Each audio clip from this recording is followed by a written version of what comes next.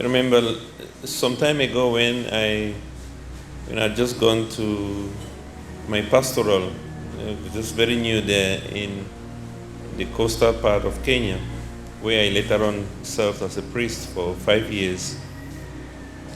I remember we were visited by Father Jimmy Lindero, and then at that time I was still doing my pastoral, and then he took me to a very nice island. There was an island which was just away from my parish, about 50 kilometers.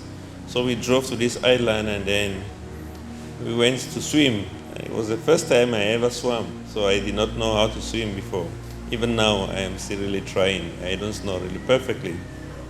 And we went to this beach called Shela, and then he was really a very good swimmer. Of course, from the Philippines, you have all the water here. And he would just float on water. He didn't even stress or anything. He just floats on water, just lie down like that. No, I've tried to do that many times. I don't manage to do that.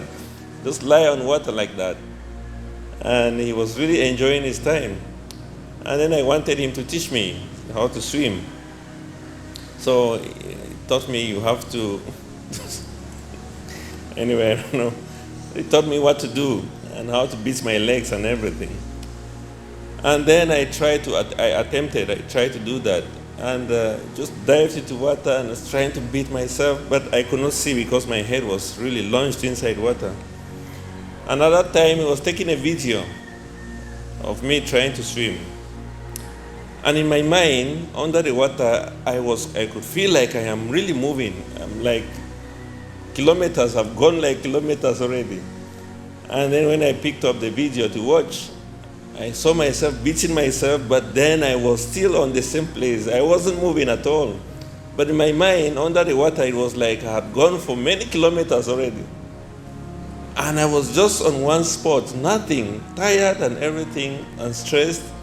But I was not moving at all, but I was trying to beat myself and everything. And I tried to swim. And there are people who still swim now. They use a lot of force and energy and everything. And they swim very well, but they have to use a lot of energy. But really what touched me was the fact that it's also another style of swimming where you can just lie on water and you suspend yourself and then you just relax. And I still have a very good picture of that Father Jimmy Lindero. You just lie on water and just relax. Many people still do that today. And my dear brothers and sisters, the gospel of today, something that came to my mind when I was reading this gospel was really that what happened between myself and Jimmy Lindero. Me trying to force myself to swim, trying to do all the work and everything. And then another person who just lies on water, and somehow, I don't know what happens, but somehow there are some forces that keep him on top of water. And even till today, there are many people who still try to do that. I try to do that many times. Like, can you float on water? Just lie on water and you float. So difficult to do. I think it has to come from the mind or something. But if you try to do it yourself, you realize you just keep sinking. There are people who get suspended, and there are people who can just sink. They just keep sinking all the time. Like me, I try to do that, but I always sink. And it tells us about surrendering ourselves in the hands of God, like Mary in the gospel of today. Martha is busy trying to do everything, trying to be in control, trying to tell to make sure that the Lord gets entertained, trying to have force and everything, and even complaining to Jesus, why do you let Mary to allow me to do everything by myself? It's about her, it's about her control, it's about what she wants to do and everything. And then the achievement is very little because we try to do it ourselves.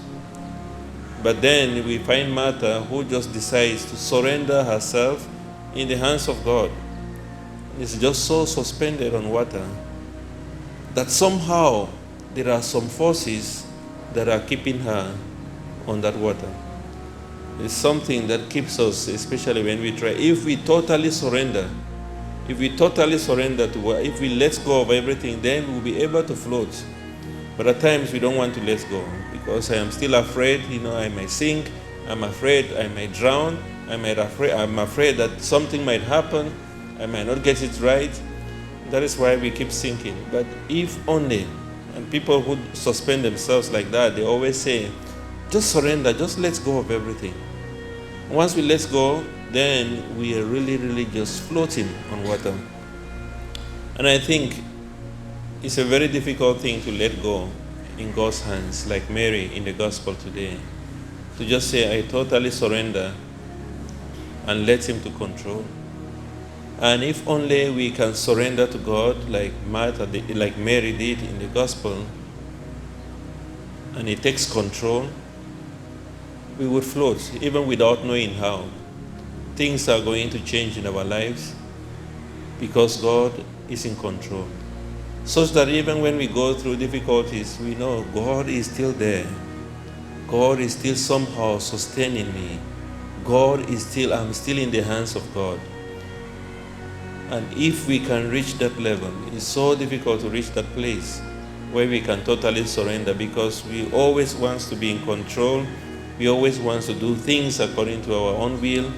We always having fears and, what if? What if this happens? What if, or maybe, maybe this would happen, or what if? So when we begin to live in ifs and maybes, then it's so difficult to allow God to be in control. And I think this is what Jesus wants from us, that there is just one path. There's only one thing that is important. And Mary has chosen that one. And what is it? To surrender ourselves totally in the hands of God and let Him take control.